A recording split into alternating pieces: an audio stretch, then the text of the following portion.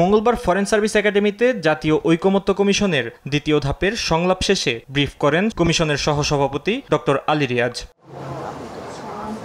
তিনি জানান, প্রধান বিচারপতি নিয়োগে বিদ্যমান পদ্ধতি সংস্কারে একমত রাজনৈতিক দলগুলো। এছাড়া সংরক্ষিত নারী আসন 100 করা, সংসদীয় স্থায়ী কমিটির সভাপতি বিরোধী দল থেকে নেয়া সহ সংবিধানের 70 অনুচ্ছেদ পরিবর্তনে একমত দলগুলো। দ্বিকক্ষ বিশিষ্ট পার্লামেন্টের ক্ষেত্রে যে বিষয়ে যারাই একমত হয়েছেন তাদের অধিকাংশের ক্ষেত্রে যেটা হয়েছে, এটা 100 আসনের একটি দ্বিকক্ষ বিশিষ্ট পার্লামেন্ট তৈরি করা, উচ্চকক্ষ তৈরি করার বিষয়। এদিকে অন্তর্বর্তী সরকার সব রাজনৈতিক দলের সঙ্গে সমান আচরণ করছে বলে জানিয়েছেন প্রধান উপদেষ্টার প্রেস সচিব শফিকুল আলম।